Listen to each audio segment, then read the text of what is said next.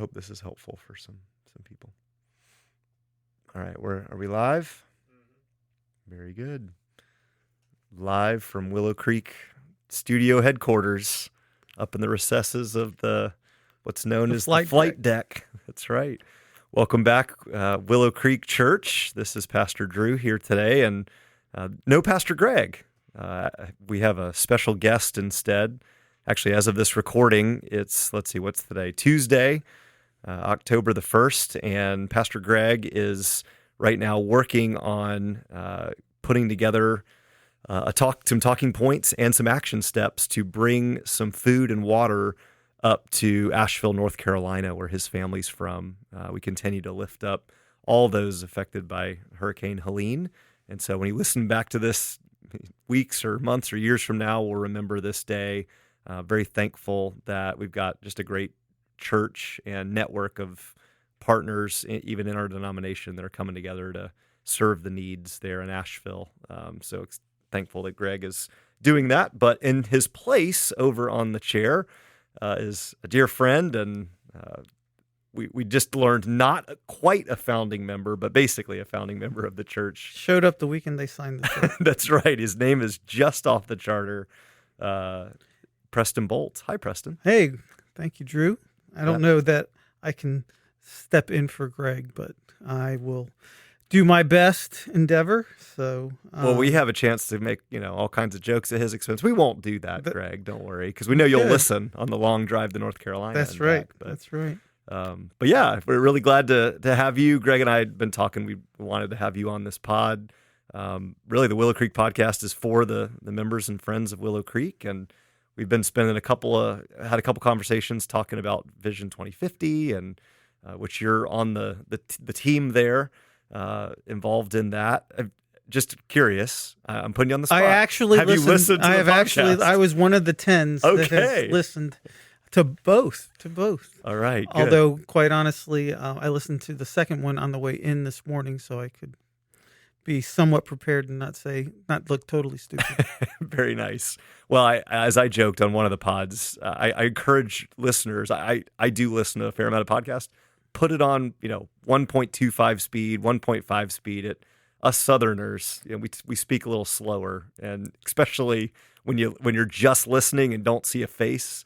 Back to what you mentioned earlier, I'm old enough to be your dad. I have no idea what you're talking about at 1.5 and 1.25. I do, but I have no way of finding it on my phone. It's a generational difference. Yes, that would be a generational difference. Well, man, I'm so glad we're here chatting about Willow Creek. One of the fun things about my job as pastor of connections and discipleship is really kind of being, in some regards, sort of the church historian, the church storyteller. Between Discover Willow Creek, which is our class for new members, to just connecting with people for the very first time that are visiting, or visiting small groups, and being around the church for the years that I've been. Obviously, you've been around 36 years. You and Heidi raised your 5 children here at the church. Want to hear more of your story in a minute, but one of the things that's been fun for me is just to sort of be a bridge between folks like yourself that have been around Willow forever, and folks that have come in, and to kind of tell the story of Willow Creek. So let's maybe start our conversation. Just sort of give us from your perspective, a 10,000-foot view of the Bolt experience, and even maybe the role you serve, obviously as an elder, and how you got there. So, like Drew said, it started the weekend after Heidi and I got home from our honeymoon, and it was really wanted to go to a PCA church because I had gone to a PCA church in college. 2, I think the start time in the morning was 8:30, so that allowed us to get out by 10, and we could go to the beach and do all sorts of activities as a young 22-year-old couple. Mm-hmm. And then we had, as Drew said, we had 4 kids: Pearson, Haley, Hannah, Harper, and Piper. And basically, the decade of the 90s was Heidi was pregnant. So from basically 92 to 99, and that's where your hair went. That's it. Yes. I did shave my head probably at some time shortly thereafter. But yeah, the kids were involved. Initially we were involved in, Bible, Sunday school at Tony the Baker's, Okay. We did Crown Ministry, and one of the things that we were always, and you'll like this unsolicited promotion, we were always involved in a small group. Mhm. And we were pretty active with the small group in the church, and then got involved on session, and this is where the dates get real fuzzy, but I was 28, so 94, something like that. Okay. And served on the session until '07, and I think that's right. Which was right when the building was built. Right when the building got done, okay. I was All right. done. Uh-huh. I was officially done when the building got done. Nice. So kids got raised here. Heidi was involved in homeschool co-ops. It was our church home. And, over that time frame, I remember when we bought the land, the initial 5 acres for cash. Mm-hmm. And then So pause real quick. So just for those who may not know or forgot, originally Willow Creek met at the Red Willow Plaza there on the corner of Tuscaloosa and Red Bug Lake Road. Now the Jimmy John's. Jimmy John's. And also had rented another Sunday school unit. class, which is where I think Five Guys is. Where Five Guys is. Okay, great. So we love food here at Willow Creek. Yep. Yeah, so that was original meeting place for I think about 3 or so Mm-hmm. years, and then what we call the chapel was built in 1992, Mm-hmm. and then that was our primary worship center. Correct. Through the 90s into the early 2000s. Okay, Yep. so the five. Now go into the 5 acres. So describe where that is. we bought the 5 acres, which is the first if you're coming and driving west on Lake, and you turn and cross traffic. That's the first 5 acres. Okay. And then when we decided to buy the second 5 acres, we also started planning the building that we're in now. And in between that, we did the initial building plan was the chapel and what is the first story preschool area. Mm-hmm. And then about 5 years later, we were growing so fast, we added the 2-story preschool area, as well as a full-service kitchen. We do have a full-service kitchen, as some of you guys know, in the cafe chapel. Mm-hmm. And that we continued to grow, and it had always been the vision to buy one of the 2 parcels next door to us. Okay. And we decided to buy the one to the west. And at that time, the goal was to be a crossroads for the community. If you think about it, I'll probably get this wrong as well, but there's 5 or 6 elementary schools, 3 or 4 middle schools, and 3 or 4 high schools, all within a 5-mile radius of this area. So we wanted to build something that would reach out to families and sort of make us be a crossroads for the community. And so we came up with this building plan. We did it through a group called Building God's Way, which was out of Oregon. Mm-hmm. And it was a large group of us that were all involved in the planning phases, trying to figure out, what rooms will be used, what size do we need, how big does the gym need to be, and all that got kicked off. And we also bought the land, the second 5 acres, I think in 2004, 2005, okay, and refinanced everything, rolled everything up together. And it was at that point we took on about an $8 million debt. And so 2004, Willow Creek is meeting in what we call the chapel. Mm-hmm. The 2-story building has been built. We have a preschool. We have adult and children's ministry all happening in that one building on that 5 acres of property. It still blows my mind. Just I started attending in 2010, and I recall parking actually on that side, the east side of the campus, and walking kind of through the gym hallway down the 600 classrooms and all, not realizing that the main parking lot was around the building. Just to think that the several hundred people that were attending Willow Creek in those early 2000 years were all had to park just on that one side. What do you have any kind of rough estimate of the attendance and membership in like 2004, 2005 range? Was it when we services, started this? right? Yeah, we were doing 2 services, Two worship services. Okay. and I would say we were pushing probably the 300 to 400, and then continued to grow. And yeah, what I was getting at is, this is only for a facility this size. This is only our 4th time we've been trying to, raise money and to knock out the debt. And not that that's the sole purpose of 2050. The purpose of 2050 is, for our hearts to be changed, to reach out to the community locally and to the world. Yes. But it doesn't hurt to have a little bit of freedom, and, having gotten to experience that, as a family being debt free, just how much more freeing it would be for the church as well. I was thinking about that on the way in this morning.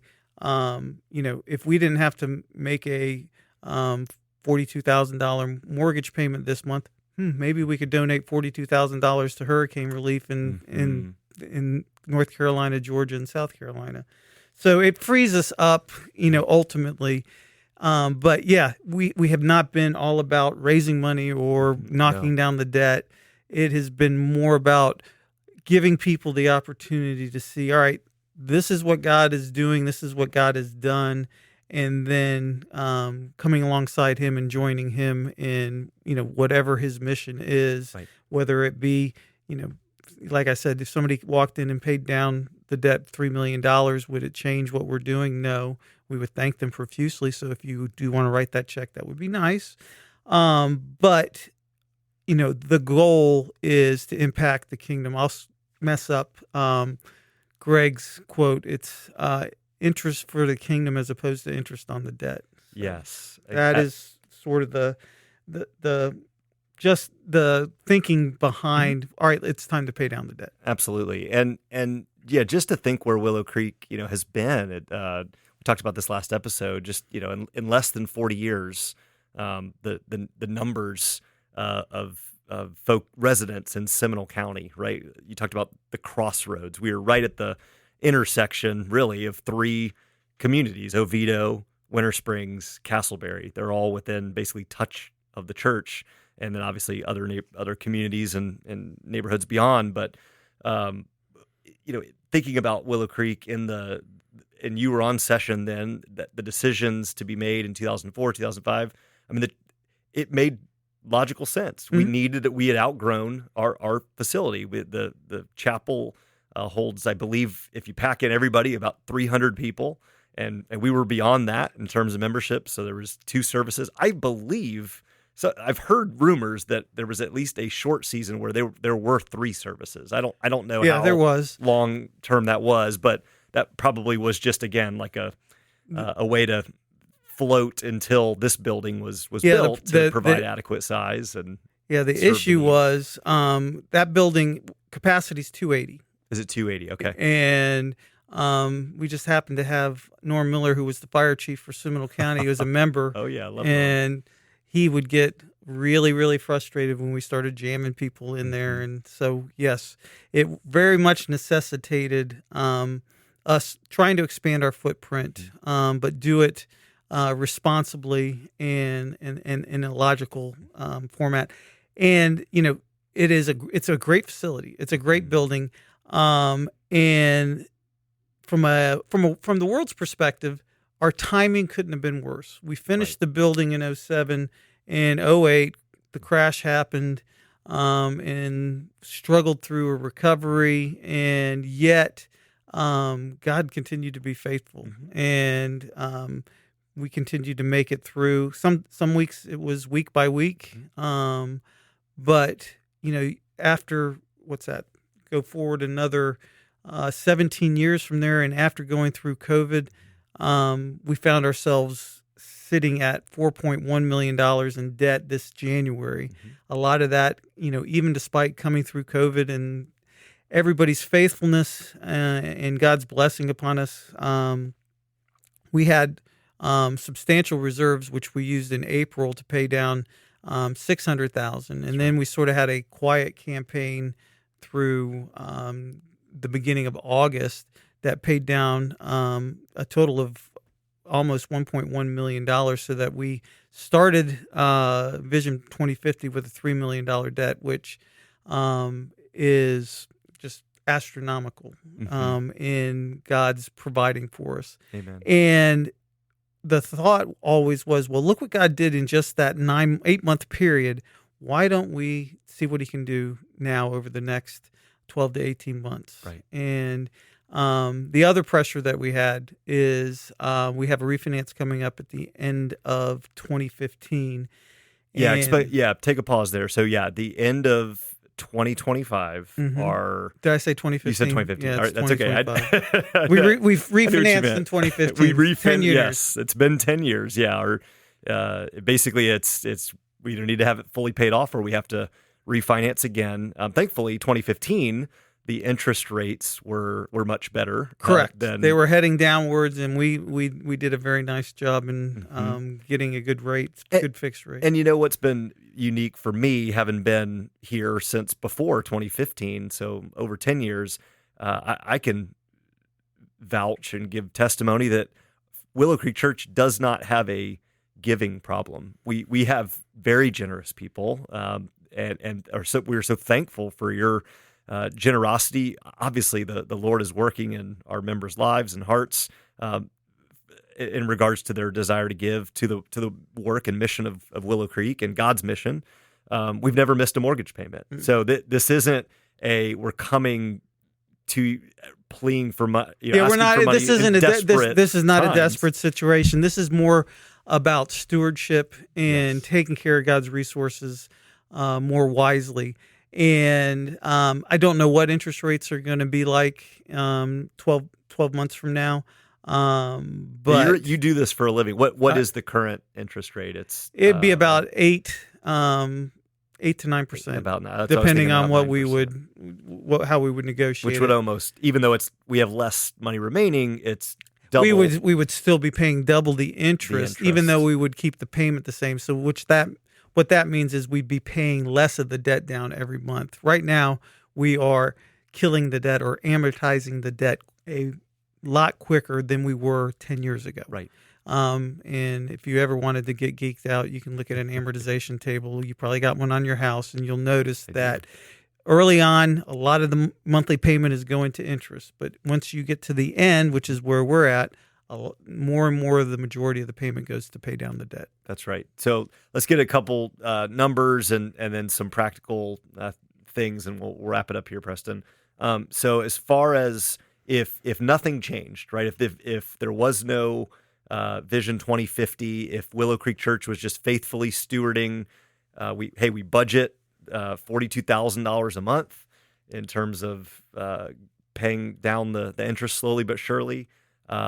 We obviously have to refinance, so there's some juggling of numbers of what the potential interest rate might be at the end of 2025. That has to happen if we don't pay it off before that.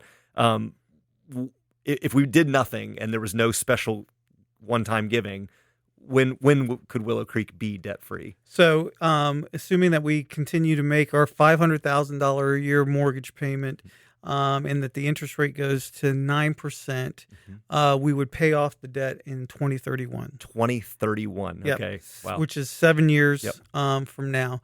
And so over the course of that time, how much then are we talking about that's being spent? So think about this. If we were to be able to pay off the debt in 2026, 5 years earlier than the 2031, that frees up $500,000 in cash flow a year for the kingdom. Another way to look at it is for every $100,000 that we pay down now, we save $7,000 a month in interest until the interest rate changes, and then that would probably be cut in half. Okay. Wow. So just your first numbers, because I'm not a huge math guy. I'm a pastor, but $500,000 a year for 5 years is $2.5 million for the kingdom. That's two. So if Willow Creek Church could pay the remaining $3 million on our mortgage, we would have freed up $2.5 million with no change in the budget. Exactly, with no change in the budget. it would only, what we're asking is for folks to consider what they can give over and above what they're normally giving on a monthly or quarterly or annual basis. So we're not affecting the bottom line general budget. What we're asking for is to go over and above to pay down the debt, which would free up for future years in excess of $500,000 a year, which is pretty substantial. That's right. And, it really, I keep thinking as we're listening to Pastor Greg unpack Jonah, we talk about it in our staff meetings, of course, and kind of processing the sermon. I just keep thinking that with that debt being freed, with our ability to be generous, you mentioned the hurricane. We've already begun talking about, dreaming about ideas of what those monies that would be freed, that are currently being budgeted to paying down debt, if they were freed to go to ministry, what that would look like. And to me, it seems like such a time as this, God is bringing people, literally the nations. You and I have had the privilege to connect briefly with not only our current pastoral intern, Jason Wayhead, but we've got two young men and their wives. They're going through the Discover class. They are studying at RTS. One is Italian. He's married to a beautiful young lady from Peru, and they have a heart to become church planters and serve in a bilingual capacity, Spanish and English. And then another RTS student was born and raised in Cairo, Egypt, in a predominantly Muslim context, and also desires to see a church that ministers to those from the Middle East and even former Muslims. And the fact that Willow Creek Church, this isn't hypothetical. Like, these are people that are coming here, right here at this crossroads that we talked about, just down the road from the seminary. It's amazing what I really believe God is already in the process of doing. And so, how does that make you feel, and what is your kind of response, and even others that you've talked to in your sort of age demographic and bracket of sort of like, okay, maybe I'm not thinking about my children explicitly, or like, what this does for internally to Willow Creek, but when you think about what God's doing in building His kingdom, was that inspiring you? And I think it's consistent with a couple of things. One, Proverbs says the borrower is servant to the lender, and that debt causes us to be under obligation to the lender, and doesn't free us up, like you said, to be able to be generous and to be good stewards. I think we've been very good stewards with the resources that He's given us, and what we're looking at is, hey, we've got a possible refinance, in higher interest rates, so let's be good stewards, and then let's look at how do we impact the kingdom.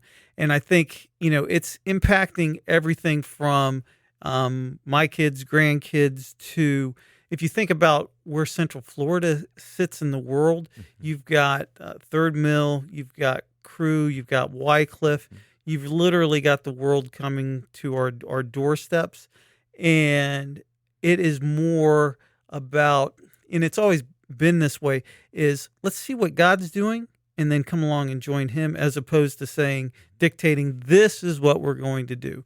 And that's not critical of any other church, and it's not tooting our horns, but I do think it's interesting to see what God is doing. He's put us in this time, in this culture, in this context, and He's given us this opportunity to be a part of what He's doing in God's kingdom. And I think if we look at it more as an opportunity to participate in what God's doing, as opposed to, oh, this is another obligation that Drew or Preston's laying on us, or that the church lays on us, or that the Bible says. No, it's not. It's not an obligation at all. It's an opportunity to participate in building God's kingdom and watch what He does. And that's really the perspective of looking back 36 years. I had no clue. We were 22 years old. And I went to lunch. The first time I went to lunch with Pete, he's like, Preston, let's build. My background's in commercial real estate and finance. He's like, let's build something. Let's build the Crossroads. And that was and the group of the session all bought into that. And now looking back, you can see how God has used the last 36 years. And so I think it'll be really cool to see how he's going to use the next 25. And it won't be anything that you or I expect, but, God asks us to be abundantly expectant and just watch him blow our minds. So that's what we're hoping for. Yeah, amen. That's very well said. We've really, this whole campaign, the last several weeks and months, we really talked about just fostering a spirit of generosity. We're not making wholesale changes. We're not seeking to become something that we aren't. We very much feel God has placed Willow Creek in this place at the crossroads of Castleberry, Oviedo, Winter Springs, and beyond in Seminole County, with just a heart to proclaim the gospel to our community and concentric circles out. You've been available. You've made yourself available, Preston. Others on the team: Brian Sin, Scott Howard, Mike Haas, Gene Carlin, Mike Haas, Katie. Les Klein, Katie Mason, to meet with folks, to answer questions. I know I was on our church website, willowcreekchurch.org, recently looking at the giving tab. If you go to giving and you click, hey, I want to give, there's a drop down where you can click Vision 2050. You mentioned to me the other day, writing a specific check to Willow Creek and just in the memo line putting Vision 2050. But if people have questions, if people just really want to, follow up with specifics, because one thing we didn't touch on today, but I know we've mentioned in passing, is just even, hey, I have a non-cash gift. I have stock or retirement monies or even a property or something like that. We have people that are have expertise in that area and can answer those questions, right? What would be the kind of the step for somebody listening to this that's like, I really feel compelled to give? Who should I talk to, or where should I turn? The best thing would be to two things. One, you can call the front office and they'll track me down, and I'll put you in touch with the right person. The other thing is on Sunday mornings, there will be a group. So if you're sitting looking at the stage, a group over by the right door of some folks from the committee that'll be available to talk to you. We've already had people ask about their minimum required distribution. What do I do with that? And there's tax advantages to that. We've had folks given stock. We don't accept small children. Those are your responsibility. And but what we do try to, we'll work with you if you let us know, how you would like to give. Beautiful. Well, it's ironically right now we're in the middle of our day of prayer. Our staff prayed together for an hour this morning. We've got several folks that'll be praying throughout the day today, October 1st of this recording. And then October the 20th, so just a couple of weeks from now, is our Commitment Sunday. We have physical commitment cards here at the church. I know a bunch of people have them at home, and that will be the Sunday where we'll collect kind of the projected, after you've prayed, after you've sought the Lord's wisdom, and hey, how can I participate? No matter the amount, it's really the heart, as you said. It's not there's no compulsion, there's no guilt, but just the heart behind wanting to be behind Vision 2050, seeing us glorify God and becoming a generous people as a whole.